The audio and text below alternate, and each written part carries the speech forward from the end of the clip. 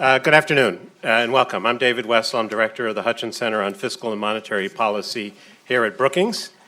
Today we're going to ask a question that seems only slightly less scary today than it did about 6 weeks ago when the market was down, which is, are we ready for the next recession? I'm going to kick it off with a little bit of background, about 5 minutes.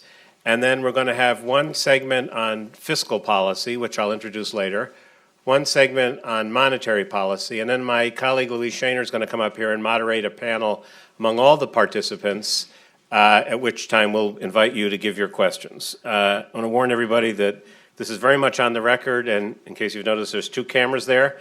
One of them is ours. This is being webcast, and one is belongs to C-SPAN. So the basic question is, are we ready for the next recession?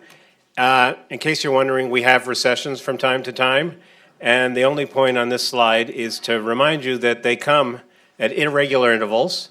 I'm not a believer that you can say that recessions, that expansions die of old age, but it is a fact that it's been a long time since the U.S. was out of recession. You may not feel that way to a lot of people, but the recession ended in 2009, so we've had a long stretch. You can see we had some quarters of lousy growth and some periods of slow growth.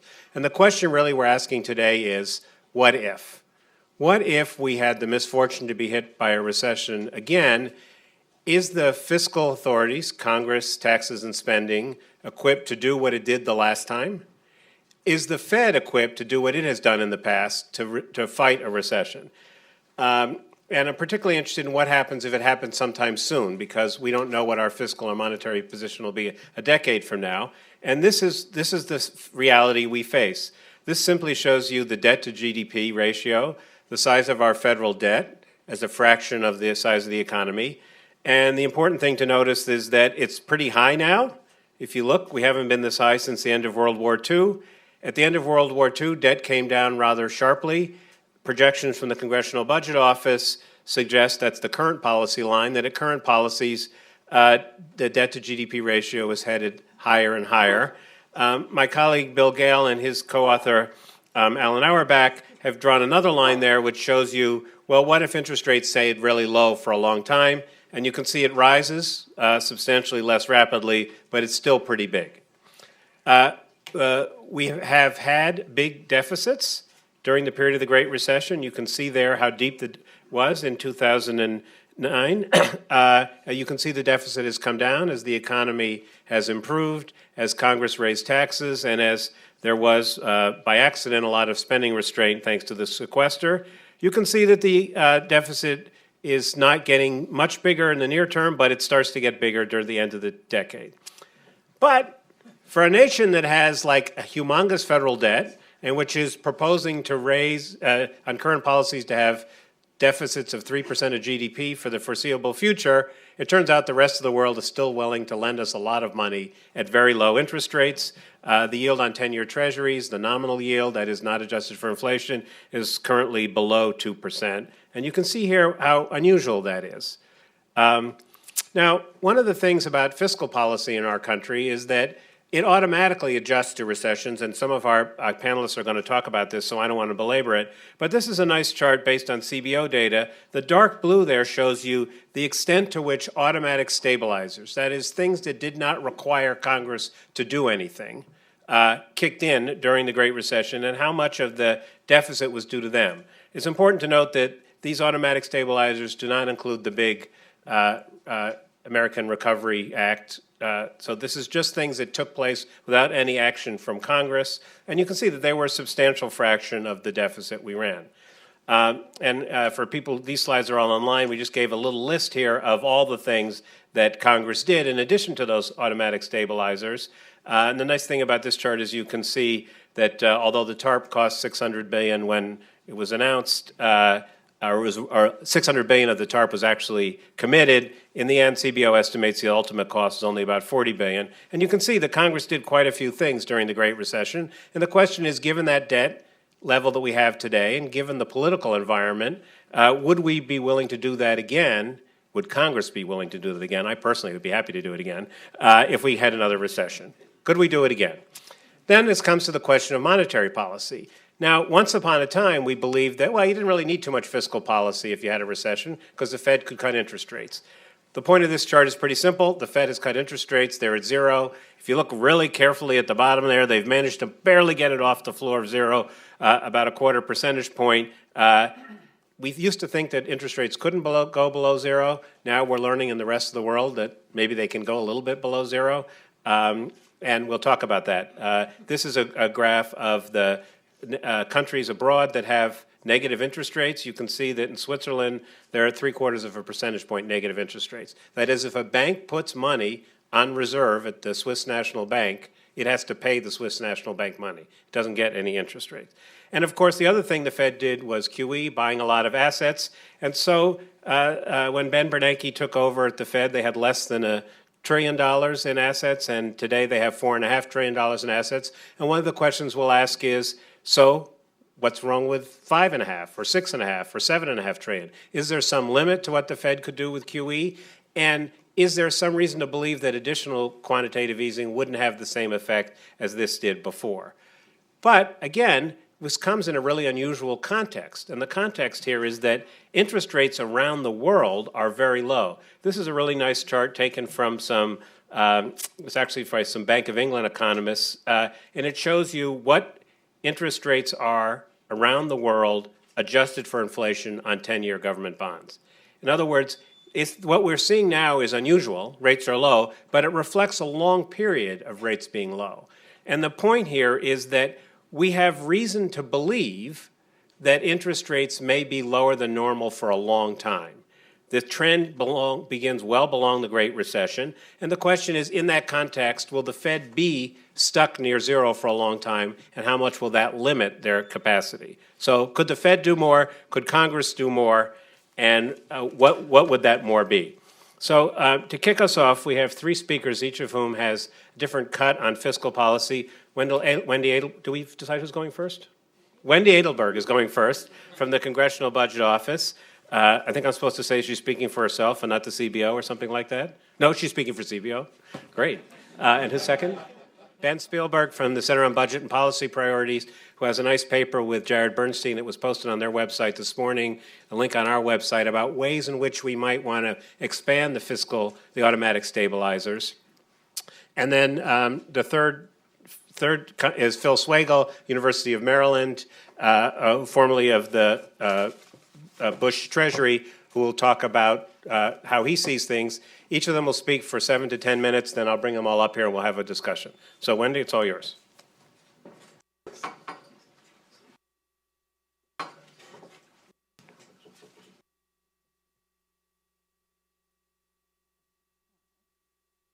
I do. I bet I can do it, but I bet you can do it faster.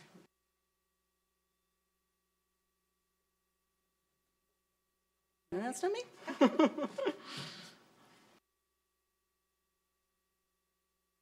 There I am. I'm the second one on the list.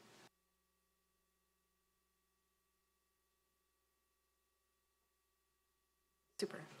So hi, I'm Wendy Edelberg from the Congressional Budget Office. I'm an Associate Director for Economic Analysis, and I'm delighted to be here to discuss this really important topic. So let me give you a quick roadmap of what I'll say. First, I'll briefly walk you through CBO's budget and economic projections, and I'll highlight some of the significant consequences that we see from our projections of high and rising federal debt. I'll also talk about how the economic projections influence our budgetary projections and the interplay of those two. And then finally, I'll talk about automatic stabilizers, the role of automatic stabilizers and fiscal policy during times of economic weakness. All right, let me skip that one. This might look familiar because David just showed it. Under current law, revenues are projected to stay roughly constant as a share of GDP over the next decade. But with the aging of the population and rising healthcare costs, CBO projects a substantial boost to federal spending on Social Security and the government's major healthcare programs. So alongside rising federal interest payments, deficits are expected to increase from their current level of 2.9%, which is just a touch higher from the average of 2.8% over the past 50 years, to 4.9% in 2026. which leads us to projections for federal debt held by the public. So if current laws generally remain in place, growing deficits are projected to raise federal debt held by the public to 86% by 2026. That's up from 74% in 2015 and almost twice the average of the past 5 decades. So some of the consequences of high and rising debt. So the focus of the discussion today is that increased borrowing would restrict policymakers' ability to respond to economic challenges, whether that's through an economic downturn or the result of a financial crisis. And that would make those economic challenges have larger negative effects both on the economy and on people's well-being. So in addition, just a more straightforward, direct effect is that increased borrowing would increase the amount of interest that the federal government would have to pay, which would make it all that much harder to stabilize debt to GDP in the future. Harder to quantify is that we think that high and rising levels of federal debt increase the likelihood of a fiscal crisis. Now, such a crisis would certainly prevent policymakers with significant challenges and lead to significant negative impacts on the country. In our view, there's no particular tipping point at which we think that a fiscal crisis would occur. And certainly you'd think that investors should care not just about the level of federal debt, but also their expected trajectory of federal debt. But nonetheless, to be sure, a high level of federal debt and a higher level of federal debt and a steeper trajectory of federal debt worsen those risks. So in addition, looking at that the first bullet point, CBO estimates that sustained higher deficits lead to lower GDP, lower economic output in the longer term by crowding out national saving and domestic investment, which is to say CBO estimates that higher federal borrowing crowds out private investment. I'm going to skip that slide. So I should say our projections of rising deficits over time are there despite the fact that we are also projecting improving economic conditions over the next several years. Beyond the next several years, so after 2019, CBO does not attempt to predict the timing or magnitude of economic fluctuations. So CBO's projections should be interpreted as the average of likely outcomes. In other words, those averages reflect CBO's projection that any cyclical strength or weakness after the next couple of years would be offset or counterbalanced by cyclical weakness or strength, such that GDP is projected to grow on average with potential in the latter part of the decade. We endeavor to set our forecast in the center of this distribution of possible outcomes. So with that in mind, what that means is that we see both upside and downside risks to our forecast. So for example, GDP growth in our forecast might be too pessimistic over the next 5 years.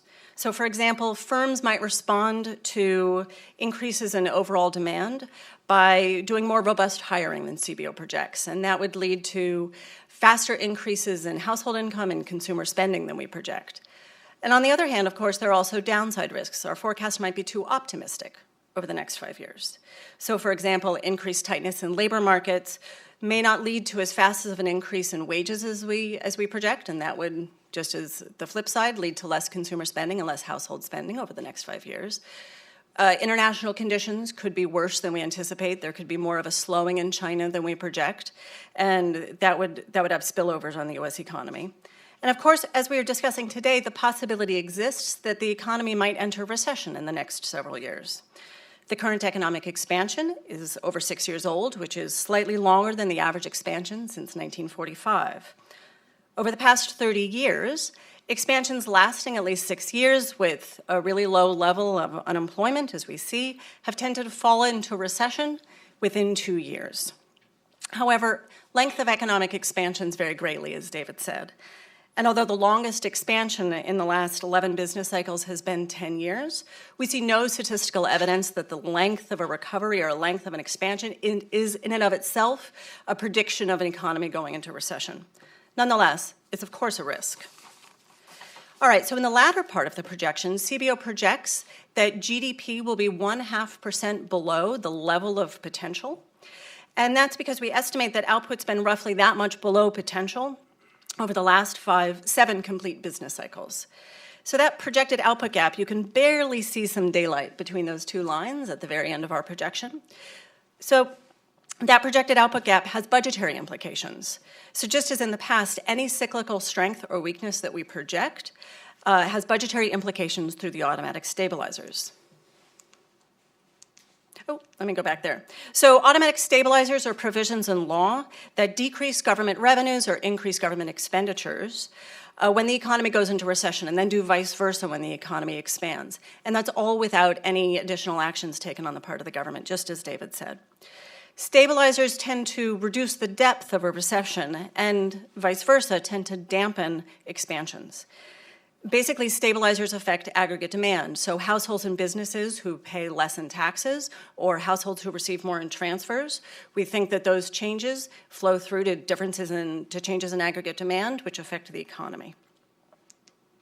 So this chart, which is very similar to the one David showed you, but with more history, shows what has happened to automatic stabilizers, the contribution of automatic stabilizers to the budget in history and in our projection. CBO expects that if current law generally didn't change, automatic stabilizers going forward would be much smaller than they've been over the past 7 years. So for example, for this fiscal year, CBO estimates that automatic stabilizers will add $89 billion to the deficit. That's about 0.5% of potential. So by comparison, from 2019 to 2015, CBO estimates that automatic stabilizers added on average about 1.5% of potential to deficits.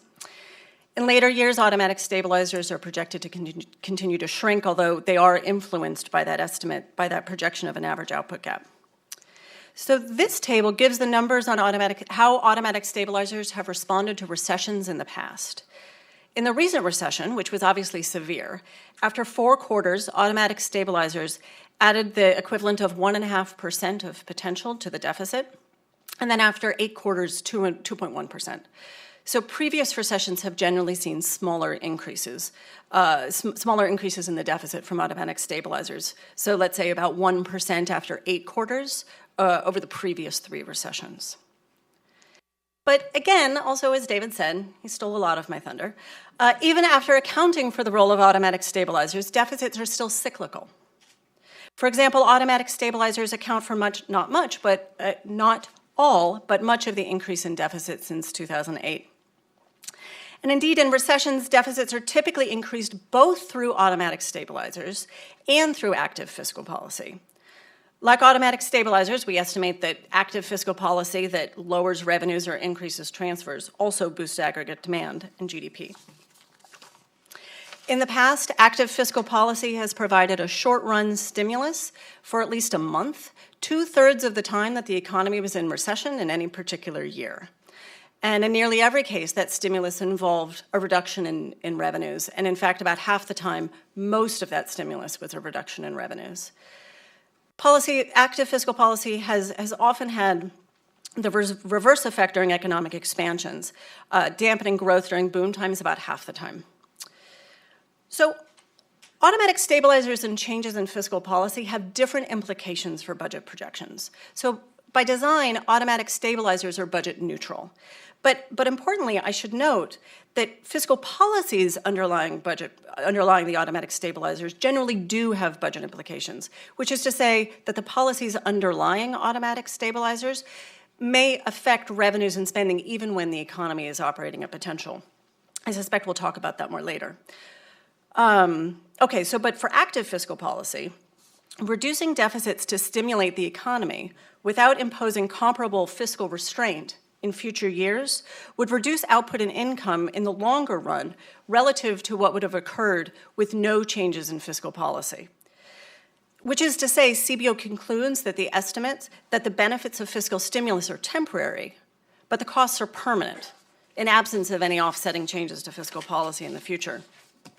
And I should say, some researchers come to a different conclusion, and they estimate that maintaining policies that boost overall demand in the short term have positive long-run economic effects, because basically the crowding out of that those increases in deficits create is more than offset by increases in potential that result from the stimulus, the initial stimulus.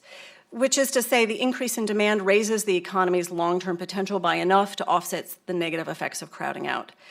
How significant that is really unclear, and figuring out how to net out any positive effects on potential with the negative effects from crowding out is really complicated. And so CBO doesn't incorporate this effect, but certainly we continue to look at it. So that's all I have. I know I'm over time. Thanks very much.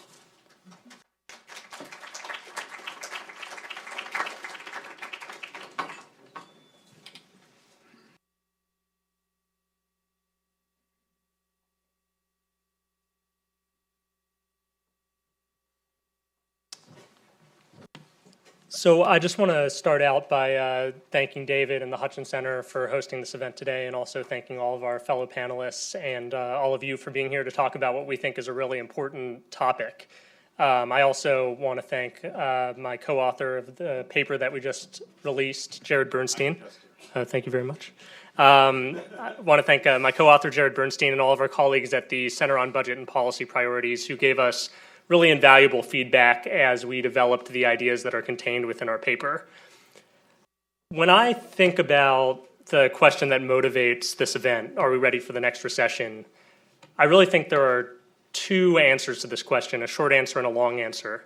And the short answer is no, we're not. But the long answer, I think, is really what motivated us to write this paper, and I think motivates a lot of the people who are also speaking here today. And it's still no, but we can be if we take the right lessons from our historical experience and start to prepare for it now. And so with that idea in mind, Jared and I in our paper try to outline two sets of broad recommendations that we think can really enhance our preparedness for the next recession before it hits. Those two broad recommendations are, first, we want to strengthen the automatic stabilizers that David mentioned and Wendy talked about. And the second is that even outside the automatic stabilizers, we think that there is architecture that we can either leverage or build in other programs such that when the next recession rolls around, if Congress is going to take countercyclical action, we can maximize the effectiveness of that countercyclical action. So I'm going to talk about those two broad policy areas, and then I'll give an example in each area of what we talk about in the paper just so you can get a flavor of what our recommendations are. So first, I'm going to talk about the strengthening of the automatic stabilizers, and Wendy gave a great overview of what automatic stabilizers are. Again, they're programs that expand when the economy is weak and contract when the economy is on its way to recovery. In our paper, we discussed three automatic stabilizers: unemployment insurance, SNAP, which was formerly called food stamps, and Medicaid. And just to give you a sense of what an automatic stabilizer looks like, if you consider something like unemployment insurance, why does it expand when the economy is weak and contract when the economy is on its way to recovery? When we're heading into a recession, people lose their jobs, more people qualify for unemployment insurance compensation, so therefore government spending on that compensation increases, putting money in people's pockets, and that's the cause of the increased consumer demand that Wendy's talking about. Then when the economy is on its way to recovery and people are getting jobs again, fewer of them qualify for unemployment insurance compensation, and therefore government spending will then decline. So that's what we're talking about here when we're talking about automatic stabilizers. Now, the three programs that we discuss in the paper are particularly suited, in our view, for additional countercyclical stimulus as automatic stabilizers because there's already an efficient administrative infrastructure in place which you can leverage for more countercyclical funds. And what I'm going to talk about is something called FMAP. What FMAP is it stands for Federal Medical Assistance Percentages, and it is the share of Medicaid funding that the federal government covers for states. So this ranges from 50% in some of the wealthier states like Massachusetts, for example, to a much higher percentage in states that are like, for example, Mississippi at 75%.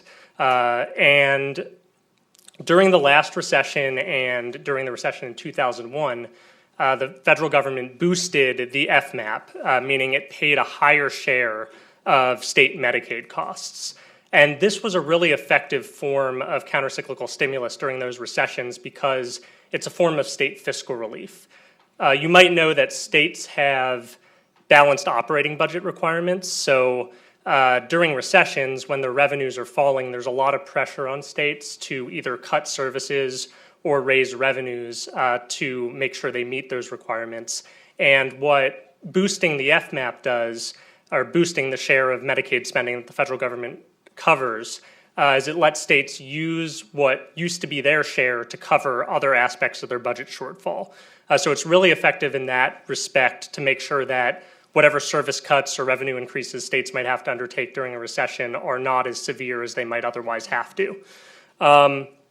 So what we recommend in the paper is, because this has been done during the last two recessions and was effective, we think it's something that should be a part of permanent law, that this should happen automatically during future recessions. We want to make this an automatic stabilizer, that the federal government enhances FMAP when a recession hits. The other reason that that's really valuable is because it helps with the timing. If you make it into an automatic stabilizer, you can be more sure that it's not going to end too soon or begin too late when a recession rolls around. Now, the devil is in the details, and how you make sure that enhanced FMAP is going to trigger on automatically and then trigger off when the economy is on its way to recovery is somewhat difficult. What we do in the paper is offer two potential sets of triggers, which are economic indicators that can say, at this point, the economy is doing poorly, so we're going to turn this on, and then at this point, the need for the fiscal relief is no longer necessary, and we're going to try turning it off. The thing I want to emphasize is these triggers are inherently arbitrary to a large extent, so it's hard to design a perfect one, and we're not wedded to the two that we propose in the paper. We did want to give some options, but if people can come up with a better one, we're all for that. The main thing for us is that enhanced FMAP should be something that triggers on and off automatically, rather than relying on Congress for discretionary stimulus in the future. And the other thing I'll note about the options we propose in the paper, we do look at how they would have worked during previous recessions, and they look pretty good to us, but again, they're somewhat arbitrary, and would be interested if others have ideas about how those should work. So that's the first set of our recommendations. In UI and SNAP, we also have proposals that we believe would enhance their countercyclical properties. The other thing that I want to talk about is what we can do outside of automatic stabilizers. So the other thing that we think is true is that there is the possibility to either leverage existing architecture or build new architecture in certain programs, such that when the next recession rolls around, if Congress wants to act, whatever actions they take can be more effective.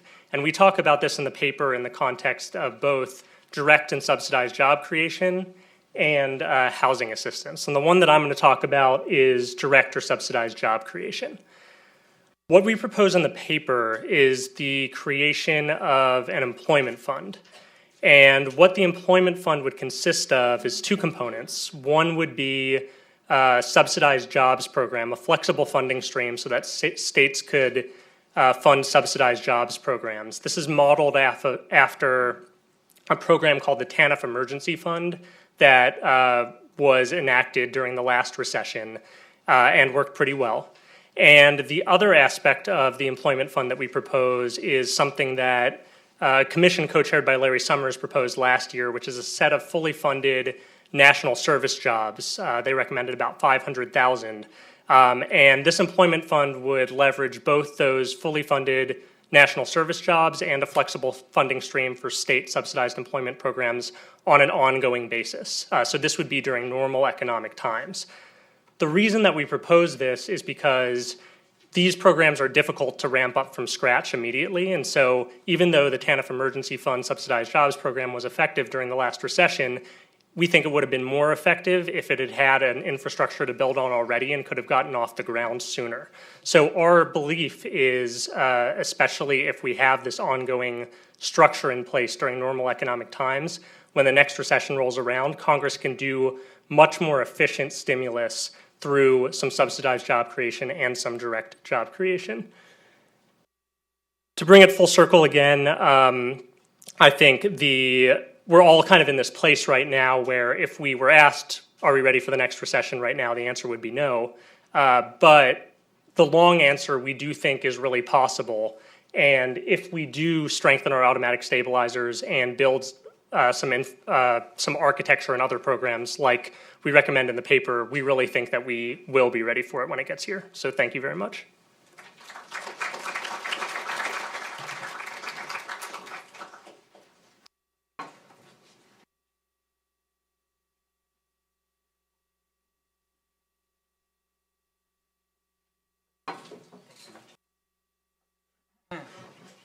Great, thanks everyone, thanks very much.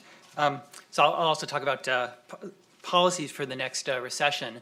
That'll be my focus. I just want to start by applauding Ben and Jared. I've just taken a quick glance at their paper. So, on first glance, some of it I agree with, some of it I'll disagree with, but it seems like really important. I'm glad they're doing it. The hard work of saying what's the right thing to do and how to prepare. And the point that Ben made just at the end here about there's a good program, having the infrastructure set up so it can ramp up. That seems really, really important. I'm also going to focus a bit on an important detail, which is the trigger off. And I kind of have the sense that sometimes the trigger on is a little bit easier. We're going to spend money, and the trigger off is not as easy. And I look at some of the programs that are temporary that don't end up being temporary.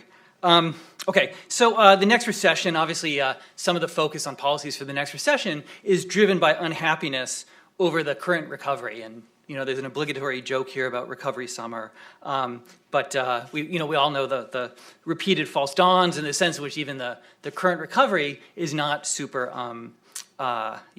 satisfactory, and I think that's implicit in the discussion of economic policy in the current presidential campaign, which I gather is going on. Implicit in some of the response that we've seen is that maybe we need more or maybe we need different, and it seems like the way to start that is by saying, well, why was the recovery weak? And one of the difficult things about this recession is that there are many factors behind it. So there wasn't just one thing to fix. And here I've listed some of them. The financial sector was impaired, and obviously policy, some of that I was involved in my time at the Treasury, helped to stabilize the financial sector, but then of course there were policy choices that kept the financial sector impaired and probably continue to keep it impaired in some ways. So that's been partially addressed, but not entirely. The debt overhang on consumers and businesses, which at least in the U.S., much of that has improved, but not entirely if you look at the Survey of Consumer Finances. And other data sources, and of course that's linked to inequality, that it could be for relatively high income or high wealth households, their balance sheets are looking pretty good, and the other 80% of the households are not looking as good, and maybe they still feel the overhang. Of course, implicit in many of these discussions that the fiscal stimulus was not big enough, and obviously I'm going to talk about, well, maybe it was big enough but not good enough, or the sort of quality was low. So I'm going to talk a little bit about fiscal quality. I think it's impossible to avoid, in some sense, the Rahm Emanuel point about don't let the crisis go to waste. And in some sense, that went counter to what would have been best for our economy. And obviously I understand from a political point of view wanting to kind of jam through things when there's 60 votes available to jam them through. But I suspect they went in the wrong direction. And here, I'm skipping a bullet.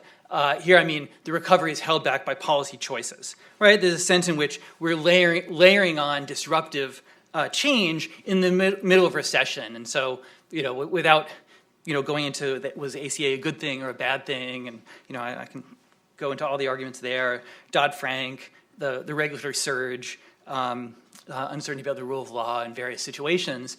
It's a lot of stress on the economy. It's a lot of disruptive change. And so it seems like layering that on to a recovery is inevitably going to impair the recovery. And then skipping back to my fourth bullet, right? Of course, at the same time, many people would say that the political system was disruptive to the recovery. Now, of course, we know today financial markets and maybe TV audiences know to kind of tune out the political show.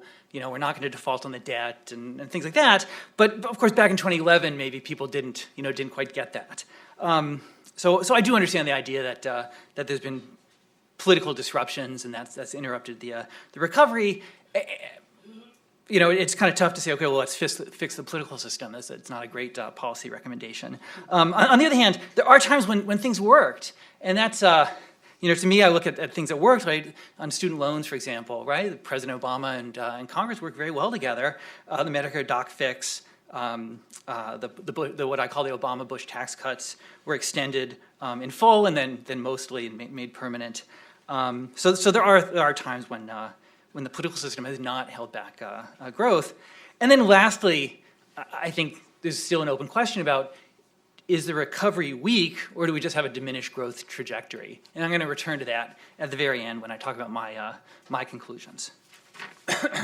Okay, so let me talk briefly about the fiscal response, and this is a little bit of a catalog of what we've done in addressing the last recession, and then I'll use that to think forward, think about the next one. And I start from the premise that it's helpful, but not, sort of not the end of the discussion to address the proximate cause of the recession. But of course, it's not always possible to do that, and I think my first bullet is exactly that, right? The housing sector in 2007, 2008 was obviously an important source of the financial crisis and the Great Recession. When I was at the Treasury, the administration in some sense made the choice to do some on housing, but really to focus on the broad economy, to say the housing market has to adjust and will adjust, and instead policy is going to address the broad economy. And so there's a fiscal stimulus in early 2008. It was, quote, only $150 billion, which seemed like a whole lot at the time. And there's a lot of evidence, I would say, suggesting that was pretty effective. But we didn't wash away the problems in housing, and those continue to weigh on the economy. There's the banks and the broader financial sector response in 2008, 2009. And my point there is that the response was very politically difficult, but actually very effective and very cost effective. Right? And so, of course, the TARP was a large amount of money, but in terms of the net cost actually turned out to be relatively small, and depending on how you count it, whether it's plus or minus. And then the stress tests that were put in by Treasury Secretary Geithner and the Fed were incredibly effective, right, and incredibly cost effective, and I would say continue to be cost effective. And so those two things together, some of this went directly to the part of the source of the problem driving the economy down. And then there are other things, the targeted fiscal support, infrastructure, and other spending that I think is in vogue now, and that I'll talk about next. And then the automatic stabilizers we heard, and monetary policy, which will be on the next panel. I'm not going to talk about it. Okay, so I think there is broad agreement among Americans that infrastructure spending should be part of the next fiscal response, and Americans want that to be in the form of a wall. So I'm not sure that is the highest quality infrastructure spending, but I think there is that agreement. So President Obama can take credit for that consensus in our society. So I think it is important, actually, in a discussion of infrastructure, which should be part of the response to the next recession, to think about the quality of fiscal stimulus. And here, my joke is that if you talk to administration staffers about my three bullets, it says they turn into teenagers and their eyes start rolling. Right? Anyone with teenagers knows that phenomenon, and they understand that the administration position on high-speed rail and so the green pork and Keystone is just preposterous. Right? It's sort of they don't even bother. You can't have a conversation. But to me, that's the problem. Is that it's hard to have a discussion about infrastructure until we agree not to just burn taxpayer resources. Right, and just a few weeks ago, right, the administration had another proposal to have a gas tax and then take the revenue and just burn it. As far as I can tell, burn it. Right, and I know that because the first words I saw were high-speed rail. Right, and that's a synonym for burning taxpayer resources, as far as I can tell. Obviously, the Northeast Corridor is probably not burning taxpayer resources, but it's also not high-speed rail. So to me, that's the real key is having high-quality fiscal stimulus.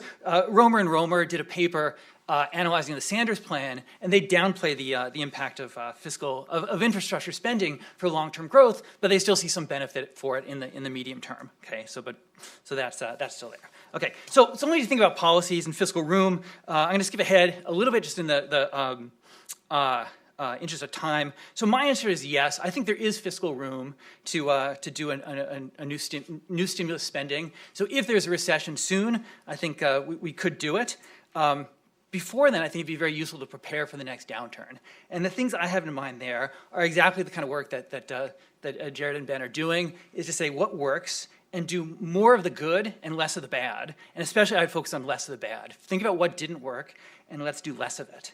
And then have a growth agenda to say there are things we can do to improve our growth trajectory. And I think that's really the agenda for the next president, whoever that should be. Let me stop there.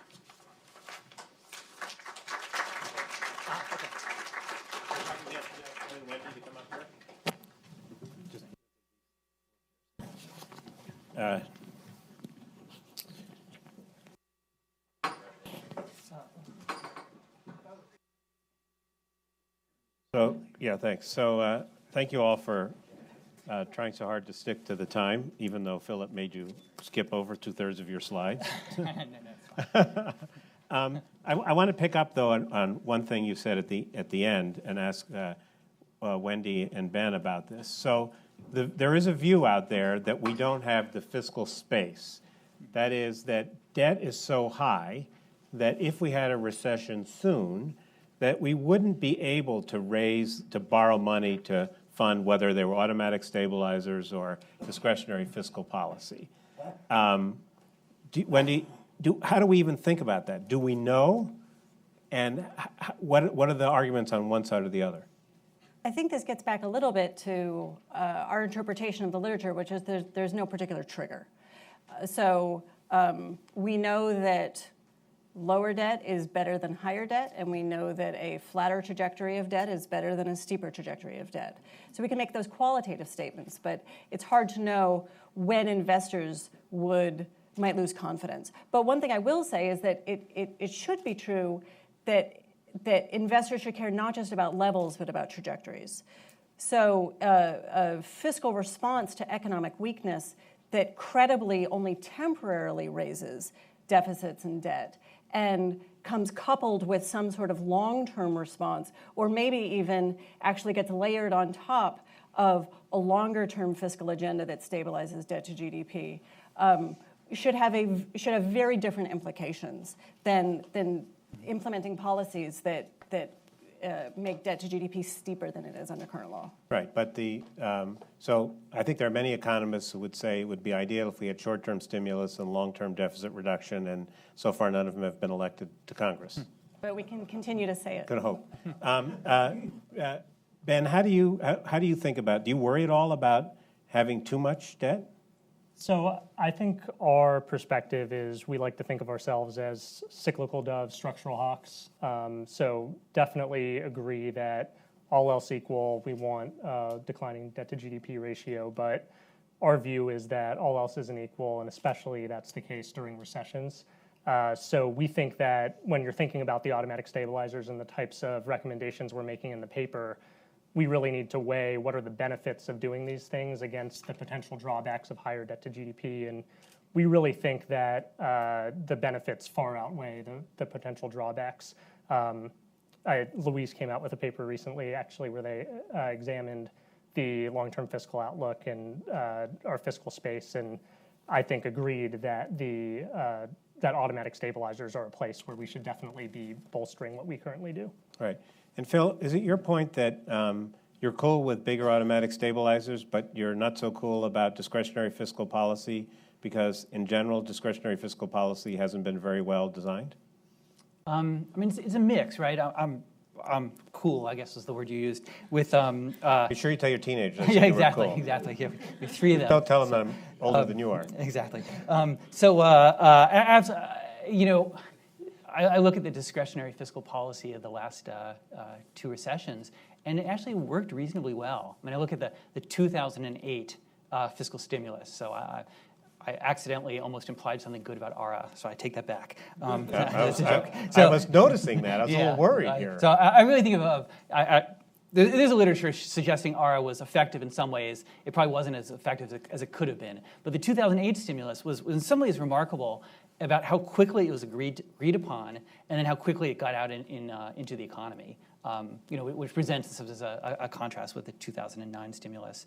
So I'm not against discretionary fiscal policy. I think there is an important role for Congress. And in some sense, we want Congress to own that, right? We want Congress to be responsive. At the same time, I do agree with them, the authors of the paper, that there's a role for better stabilization. Is your point about 2008, the George Bush stimulus and the Barack Obama stimulus, that it's okay if it's tax cuts, but it's not okay if it's spending? No. The ARA was a mix, right? I mean, they had some tax cuts. They had some, that went in essentially wage packets, and the Bush one was more heavily on the tax side. The spending part, I think there is a role for spending. And when I was thinking about what you said about the long term, and that to me that's exactly it. That spending on preschool, for example, right? There's lots of evidence that'd be a really important thing, and you want to get it right. Whereas like spending on increasing Social Security benefits for high earners, right, which is part of Senator Sanders' plan, to me that it's hard to explain why you'd want to do that. But one thing I don't understand is you said, it seemed like a nice thing to say, that it's easier to trigger it on than trigger it off. But I thought there was a critique of what fiscal policy in the last 5 years had been that was just the opposite, that the Obama stimulus passed pretty quickly. Some of it got out quickly, some of it didn't, but it triggered off too soon. No, okay, so what I didn't have a chance to talk about, and it's a little bit in the paper, and it's probably one of my points of disagreement with the paper, is unemployment insurance, right? There's a debate about ending extended UI, right? There's some evidence from papers at the New York Fed and other places about what people call the North Carolina question. And, so set that aside whether, ending extended UI was the right thing or not. The administration said the world will end if we don't extend UI. We didn't extend UI, right? I mean, the world didn't end, the recovery proceeded. And so I think there's a lot of questions about some of these automatic stabilizers. But wait, I'm going to, isn't the evidence of the last couple of years that we turned them off and that some people think that was a mistake? Well, no. We had the sequester, the ARRA stuff ran down, things expired. I mean, I thought this was a case study in you can have temporary fiscal stimulus. It was temporary, maybe too temporary. No, I mean, I would say I would look at what is the automatic part, right? To me, that's the question, and that's why UI is the example. Is how do we have something that is pre-programmed automatic? How do we have it actually end, right? The sequester and things like that. Right? There's obviously lots of discussion about the political dynamics relating to the pattern of spending, and we clearly didn't have the optimal pattern. But I don't think that that says, oh, therefore we should have more spending or less spending. I don't. And it says if you could take out the political drama and say what spending should we have had, or to me it's an important discussion, but I don't know, it doesn't seem indicative of. So Ben, when you think about the automatic stabilizer part, how do you think about the trigger off part? Why is that important, and what confidence do you have that the politicians will let it trigger off? Well, so we try to be clear in the paper that our conversation about the triggers on and off are abstracted away from a discussion of what's benefit adequacy during normal times, because I think that's a whole separate conversation. But we definitely do think that if you're talking about programs that are supposed to be countercyclical stimulus, they should have the on and the off trigger. I tend to agree much more with you that during this past recession, we saw things trigger off too soon. I think if we want to talk about, for example, unemployment insurance compensation, which was discretionary stimulus that Congress passed, did end at the end of 2013. And we would contend that there's still remaining slack in the labor market, and it could have gone on longer. The proposal that we have in the paper actually for enhancing the automatic stabilization capability of the unemployment insurance system is to incorporate new tiers where additional unemployment benefits would trigger on, which would obviate some of the need for Congress to do the discretionary stimulus on an ad hoc basis. So to some extent, I think that our proposal would solve some of the concern that Phil's worried about, because it would have an automatic way of triggering on and triggering it off when it hits these tiers. Okay, and you want to respond to that? No, I was just going to say, again, I haven't had a chance to read the paper carefully, just beyond a skim, but to me it'll be interesting to see, do you treat this literature seriously, right? I mean, what's the optimal duration? And there is this sort of argument by respectable researchers back and forth. The other thing I was just thinking of, you remember during the gigantic snowstorm, I'm trying to say I'm not against all spending, but okay. absolutely that's clear. Wendy, I want to ask you one, go ahead and respond, then I want to ask you one thing I do want to say is that, so I showed this graph of what deficits with automatic stabilizers and deficits without automatic stabilizers looked like between 2008 and 2015. And you can see that deficits without automatic stabilizers shrunk a lot more quickly than deficits with automatic stabilizers, which is to say that the automatic stabilizer portion of fiscal policy was continuing to do more to stimulate the economy than active fiscal policy. Okay. I shouldn't have said more. I don't mean those in rank order, but it was even when they cut back on discretionary fiscal policy, automatic stabilizers were continuing on. Right, yep. Right. So I think some of this has to do with how much do we want to ask Congress to tie our hands so you do what you do in advance, and how much do we trust you to do the right thing? At the moment, not very much, but that might not be a permanent condition. Wendy, one final question. So a lot of the discussion we've had here could have been said when interest rates were at 4% or at 7%, but now interest rates are bumping along at 0, and there's reason to believe they will be close to 0 for some time. How does that change our thinking about the role that fiscal stimulus plays in a recession, both the automatic kind and the discretionary kind? So I think to the extent that monetary policymakers are constrained, it has some of the same implications that we've talked about in terms of fiscal room, with whether or not we think that fiscal policymakers are constrained. To the extent that policymakers are constrained in their ability to respond to economic challenges, that's going to make the cost of those economic challenges deeper, both for the economy and for well-being. So that's true on the monetary policy side. It's true on the fiscal policy side. So yes, the fact that interest rates, we even in our projections, even though we project that interest rates will come up notably from their current low levels, we still project that interest rates, even in the long term, will be lower than they have been. They will be lower in the projection than they have been in recent decades. So to the degree that represents that suggests that monetary policy might be more constrained in the future, yeah, that's now you have not just one problem but two. Okay. Let me, we'll come back, you guys come back, why don't you step down, and we're starting with Rich or John? Rich, okay. So now we're going to turn to monetary policy, and the two speakers are Rich Clarida, who also is a veteran of the Bush Treasury, currently at Columbia and at PIMCO, and he'll be followed by John Faust, who is a recent veteran of the Bernanke-Yellen Fed and is now at Johns Hopkins. I'll come back after they finish, have a little conversation, and then Louise will come up here and have a conversation with everybody all at once. All right, well, thank you very much, and it's a real treat to be here. It's my first visit to the Hutchins Center, although you've got a great web presence, and I follow what you do here actively. The assignment is to talk about, are we ready for the next recession from the point of view of monetary policy? Let me begin by saying I don't think the next recession is imminent, but it's certainly worth thinking through the options. And I think in particular, the discussion regarding monetary policy is especially interesting these days. So what I'm going to do is I'm going to talk about where we are now vis-a-vis monetary policy, and then talk about how that impacts, either constrains or provide insights into what we might see in the next downturn. So traditionally, before the crisis, monetary policy was about raising or lowering interest rates, and we all got very comfortable with that model. And of course, since the crisis, when we hit the zero lower bound in December of 2008 in the U.S.,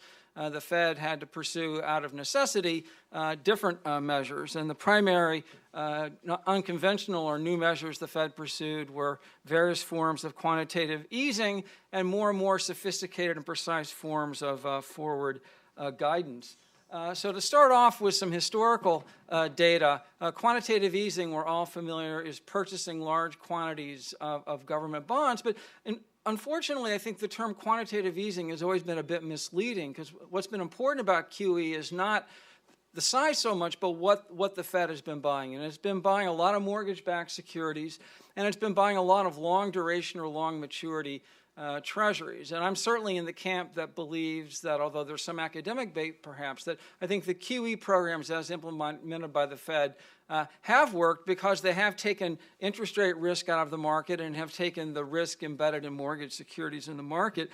I think that perspective is important, because if you try to look at quantitative easing through the traditional Milton Friedman MV equals PY lens, it's very confusing, because the balance sheet has expanded. This is the growth in the balance sheet in orange, but there have been more or less offsetting reductions in the money multiplier. We know there are excess reserves in the banking system. And so the impact of QE has not been through generating inflation directly, but by changing asset prices in a way to be supportive of the economy. And I'll come back in a moment as to the attractiveness and the feasibility of doing more QE in the next downturn. Here's a snapshot that I had an assistant put together.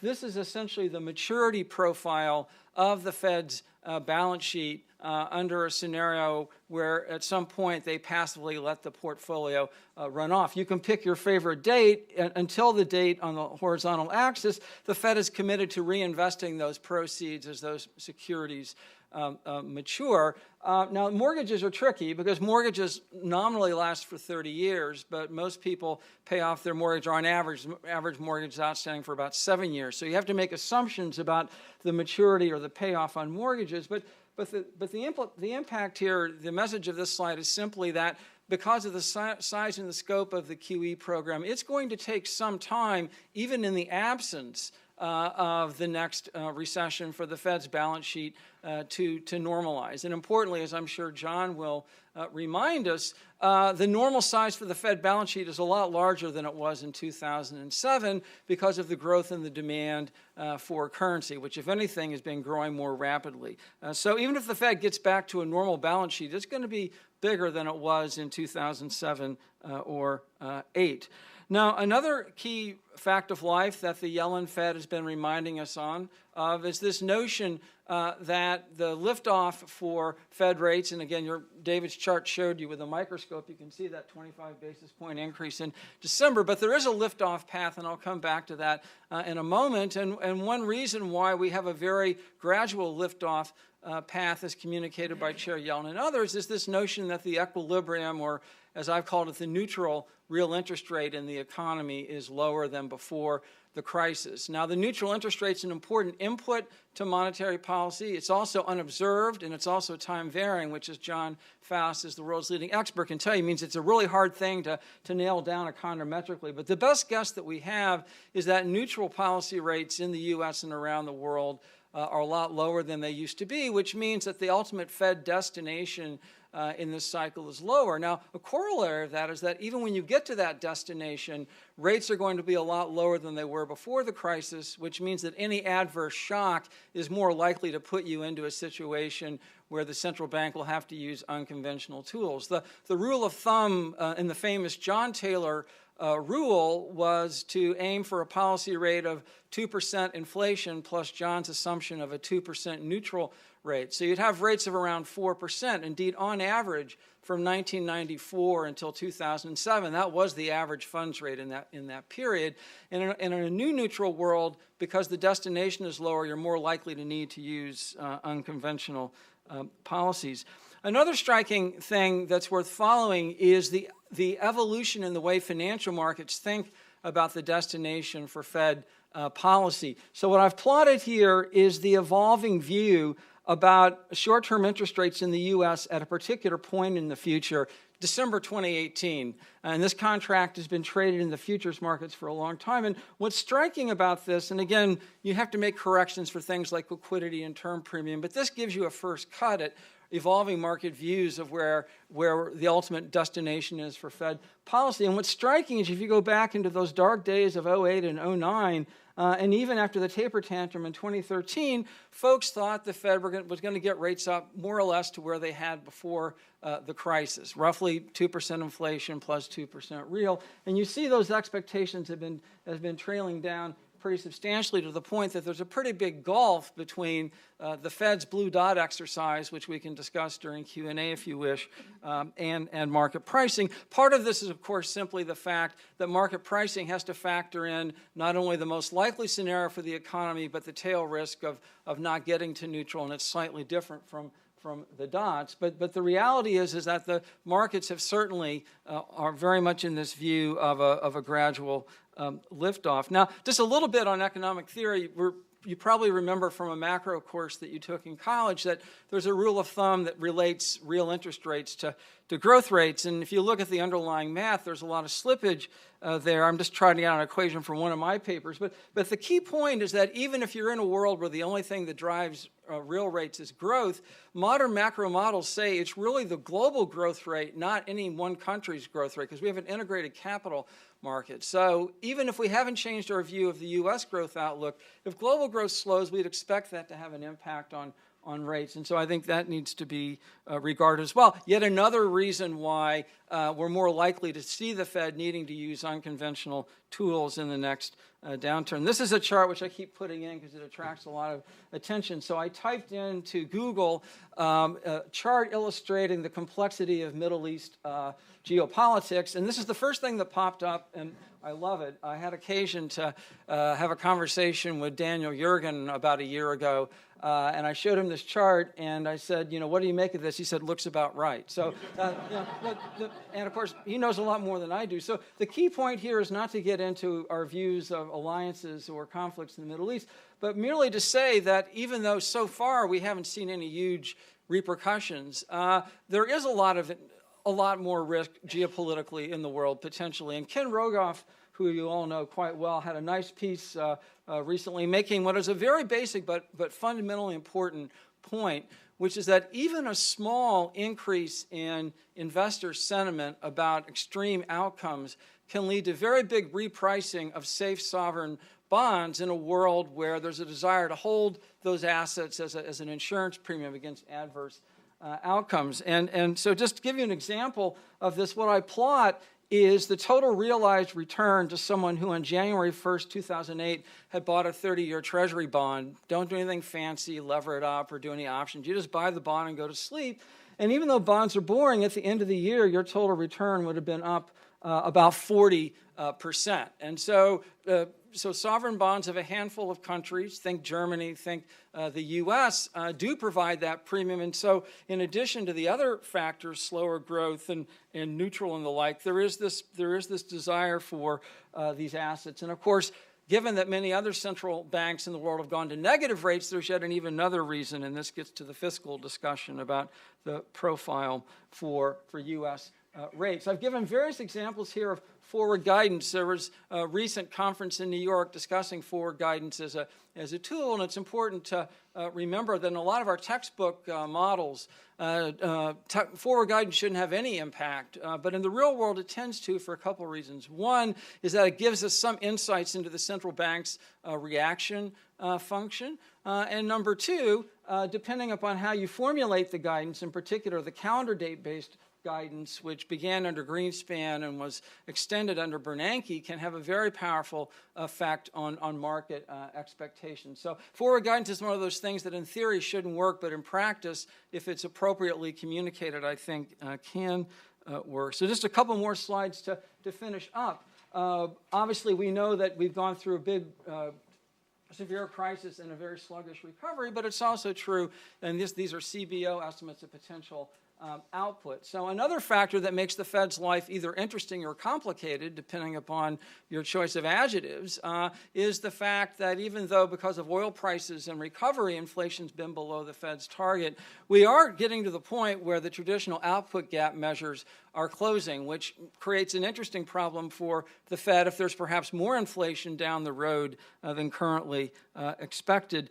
And then finally, a little bit on options for the Fed. I put a question mark here. Is it time for a price level target? And just the quick distinction, for a central bank that's pursuing a price level targeting strategy as opposed to inflation targeting, when they fall below the inflation target of 2%, they actually seek to overshoot in order to average inflation at 2%. Now, Chair Yellen recently, including last week, has indicated that she herself is not embracing a formal Mike Woodford-style price level target. But she's also indicated that she'd like the 2% inflation target to be symmetric, and we have been undershooting. So let me then conclude with a couple of observations about what I think would be in the Fed toolkit. And luckily, it's a lot easier to do with confidence because Chair Yellen was asked this question last week by a Bloomberg reporter, in particular in the context of whether or not we would see negative policy rates out of the Fed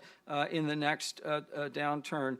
And essentially, as I read her answer, she indicated that the Fed options would include various forms of forward guidance, maturity extension, which is essentially a version of quantitative easing but without ballooning the balance sheet, and then quantitative easing. And she certainly seemed to indicate that negative rates, perhaps because of the experience of other countries, are not at the top of their list. I would also point out another factor that central banks have at their disposal, which the Fed did not use in the last downturn, but certainly in principle could be deployed, is an explicit program that would essentially try to cap the yield on government bonds with essentially through substantial intervention. And you might think the Fed did everything in the kitchen sink, but in the last crisis it didn't explicitly peg the ceiling yield on government bonds. So I think I will stop there and look forward to John's comments. Thank you very much.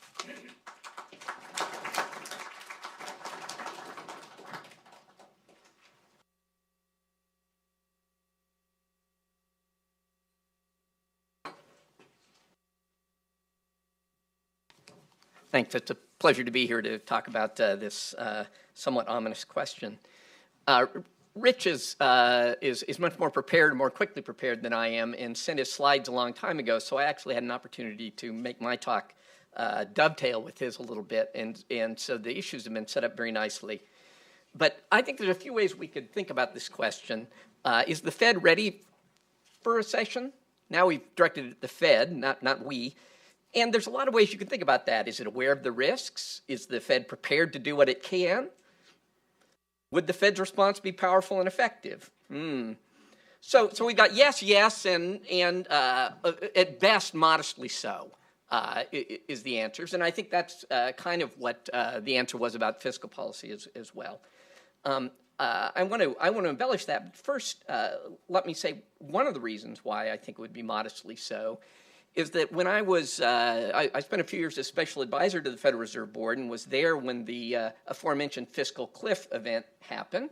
There's a lot of discussion about whether a recession might come, and the chair, that was Bernanke at the time, was regularly asked, so what could you do? Would you have, would you be able to respond if there's a recession? And he said, no.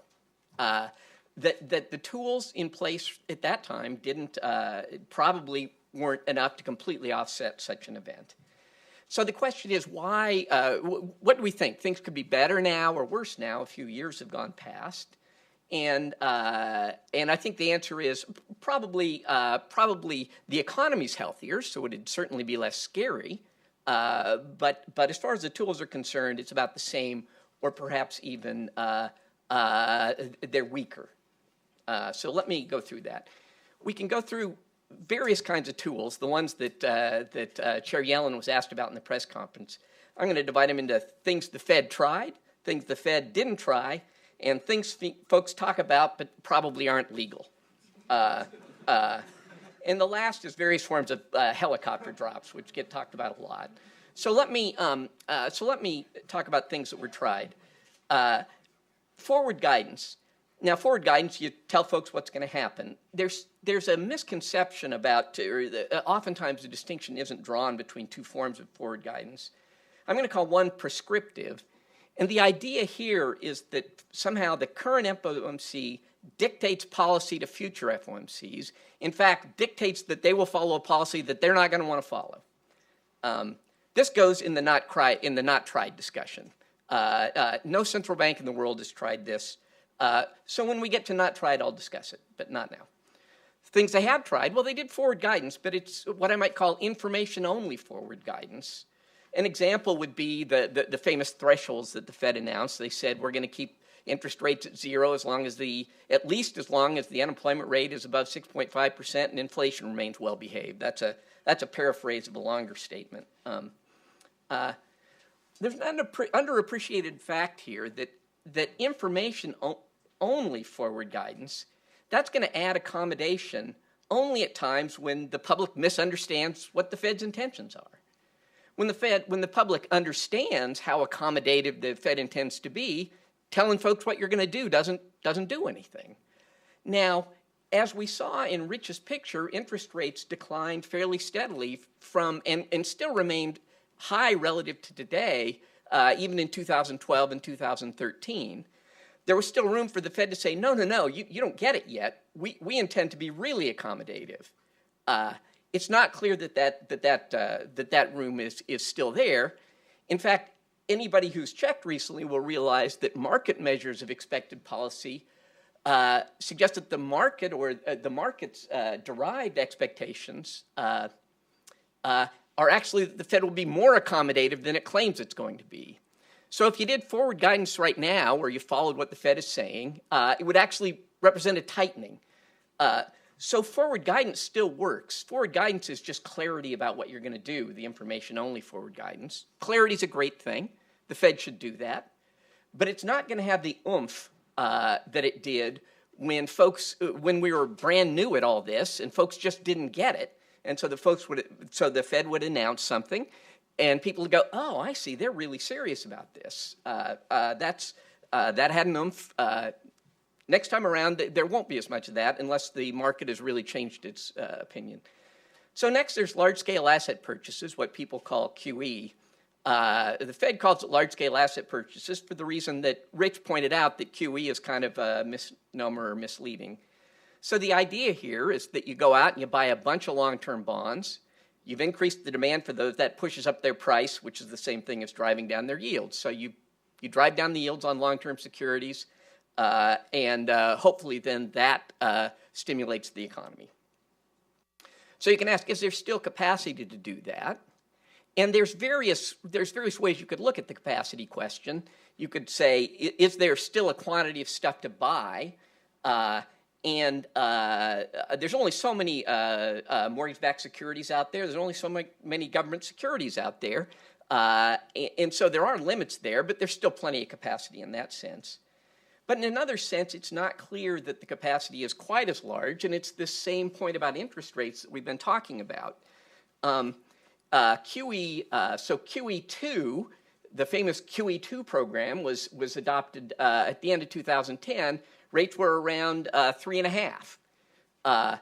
Then a sequence of programs, including the maturity extension program and QE3 and QE, or some people call it QE infinity, those were adopted in rapid succession and pushed rates down to about 1.5, where they stayed until the Fed said it was time to start normalizing things. So there was nearly 200 basis points, 2 full percentage points of easing in long-term rates, but we're starting out now at a different point. Yeah, I will. I'm going back. We're starting at a different point. There's not so much room to lower long-term rates as there was back in 2012 or 2010 when QE2 was adopted. Now, it still may be useful to push those rates negative, but that's a much more ambiguous question. Most folks think going from 3.5 to 2.5 is a good thing. Going from 50 basis points to minus 50, that gets a little more ambiguous. Not as much room. So on the things tried, still useful, arguably a bit less potential than before. So you could still provide some support for the economy.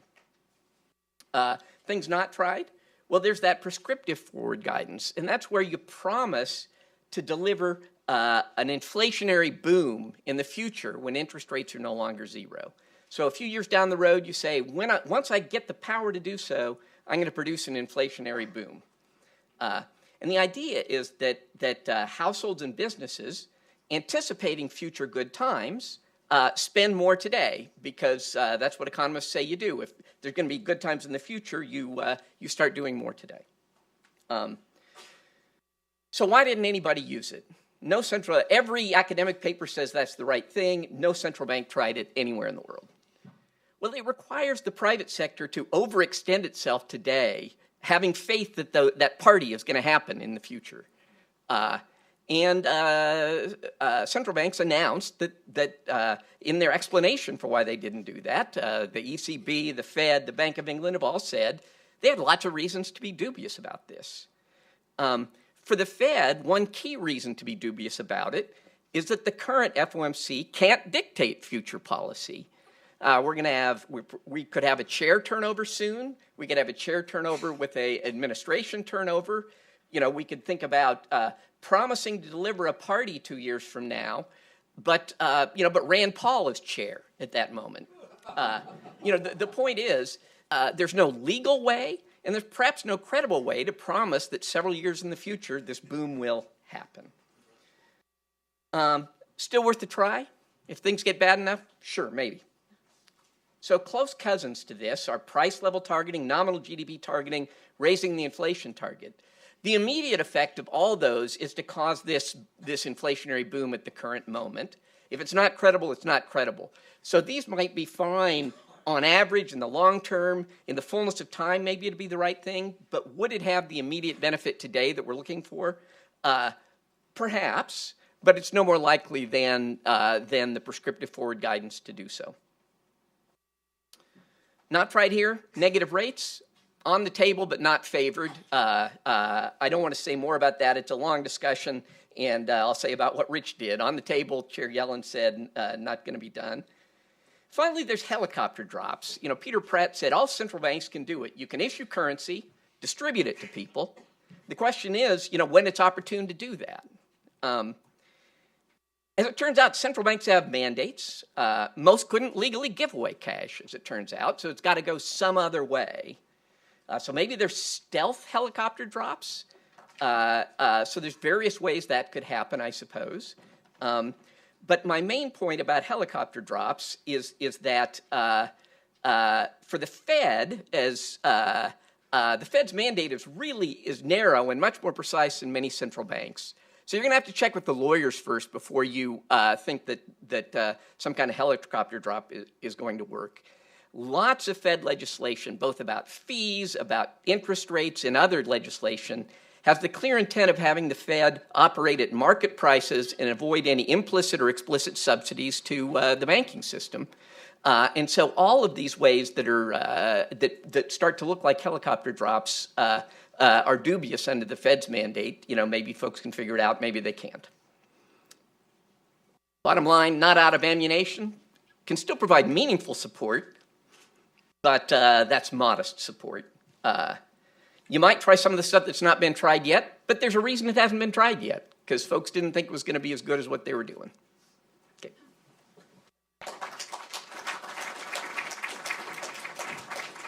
So I think we should go right to the panel because we're a little behind. So take a seat. Louise is going to sit at the end there, and you can sit here. I just want to mention while people are coming up that Jared Bernstein of the Center on Budget and Policy Priorities, Ben Spielberg's co-author, is going to take his place, so you get the benefit of two tall people from the Center on Budget and Policy Priorities. I want to mention also that on June 6th here at the Hutchins Center, we're going to have a discussion about negative interest rates, which has been mentioned, particularly focus on what we've learned from the European experience. We have a number of people from European central banks that have been doing this, and now it's no longer theoretical. And I also want to call your attention to Ben Bernanke, who wrote a blog that posted last week where he took a view slightly different than the one that Janet Yellen took. He suggested that negative interest rates might be worth trying before the Fed tries another round of QE, and he has at length in a blog post that he wrote with our research assistant, Peter Olson, explained that. So here's the deal, Louise. You have the conversation. Yeah. And if I feel you don't ask the right question, when we get to the Q&A, I'll ask it. Great. Great, thanks. So we have both fiscal people and monetary policy people here. So let me ask a question. Before the Great Recession, the conventional wisdom was that we shouldn't use fiscal policy for cyclical to help with cyclical problems. We should use monetary policy. Now it seems like the conventional wisdom has moved around that we probably should use a combination and that fiscal policy is more important. Is that because we learned something about how effective fiscal policy is, or is that because we're at the zero lower bound? And anybody answer? Jared, why don't you start? Okay. See if my voice still works. Thank you, everybody. It's great to have such a great crowd here, and everybody's hung around. Thank you. It's a compelling topic. I think it's because of the ZLB, because of the zero lower bound. I don't think it's that complicated. I think when the Federal Reserve has more ammunition, then certainly a combination is relevant. I always thought Ben Bernanke made a lot of sense when he went to Congress regularly during the initial part of what I can, the quite weak recovery. It was initially quite jobless back in 2010, 2011, and he was constantly saying, we're doing all we can, we need a fiscal help from Congress. And in fact, when you're at the zero lower bound, the fiscal multiplier is larger and more potent. So I think that makes why we're in the world we're in. And Ben reiterated that in his blog post that David just advertised, that what we need now is a mix because the monetary tools are so weak. Yeah, go ahead. I was just going to mention, I agree. I think we've also learned it can be effective, right? I mean, they had the 2008, and I mean, David called it the Bush, but I call it the Bush-Pelosi stimulus. They agreed to it very quickly, and it got, the IRS did amazing work in getting it out the door. So lots of people who made it effective. So we think it's not as doesn't have such a lag as we used to think, Yeah, and also that we might need it more. So if we think that interest rates are going to be low and we're going to be more likely to be hit by the zero lower bound, John, you said that it didn't make sense, that there was no immediate impact of trying to raise the inflation target, but now we're looking forward. We're saying, well, what if we're in an era where we think that the probability of hitting the zero lower bound is a lot higher than we thought before? What kind of arguments would push you to say it's time to raise the inflation target, or is it not? Is it something that should be on the table for sort of looking forward? Yes, I think it definitely should be. The 2% was chosen explicitly to balance the risks of high inflation is costly, but low inflation has you hit the zero bound too often. We've learned more that we were more likely to hit it than we thought, and we've learned that it's trickier to get out of than we thought.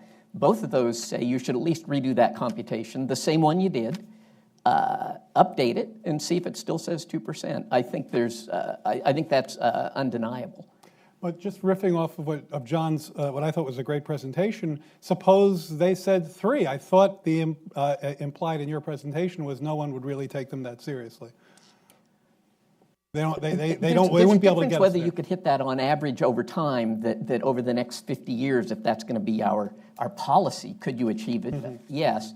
Right now, would that help? Would people immediately expect 3, and would that then provide the stimulus to get us out of where we're at? That's what we're dubious about. Yep.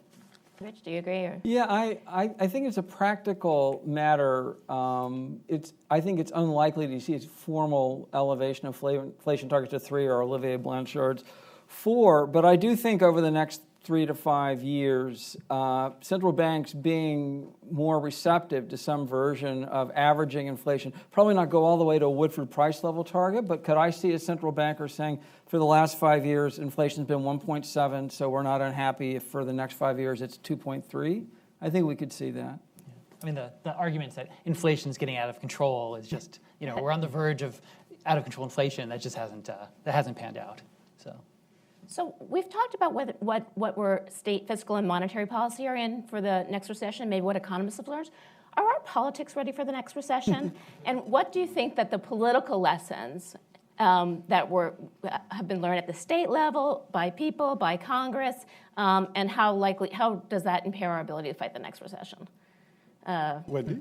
Wendy. No, that's not fair. No, that's not fair, exactly. I mean, I could say, I just, again, I have to go back to my time at the Treasury. In 2008, right, the beginning of 2008 seems like an inauspicious time to rapidly do fiscal policy, right? I mean, the Iraq debate, and, it wasn't like the administration and Congress, that, Democratic-controlled Congress got along super well in 06, 07, but in some ways that made the 2008 stimulus easier because both sides had an incentive to get something done. And so, the Congress said, look, we're not insisting on our kind of stimulus, and President Bush said, look, I'm not insisting on permanent tax cuts. Let's just get it done. And so, there is a sense which that kind of fractiousness can lead to moments of cooperation. I mean, one definition of a Keynesian is a Republican in a recession. We actually had that discussion in 2002 and 2003, and Jared's absolutely right. So, yeah, absolutely right. That said, it would be, I think one of the motivations that Ben underscored was that to the extent that we can do more on the automatic side, we take away from this discretionary lag that is a legitimate concern right now. And how about at the states? So was there some concern that in the last recession there was money left on the table by the states, that maybe going through the states to try to stimulate the economy is going to become less effective because of what's happened to the politics at the state level? I mean, there were a few examples where there was, or the Medicaid expansions, where there was federal money on the table that was just not taken up.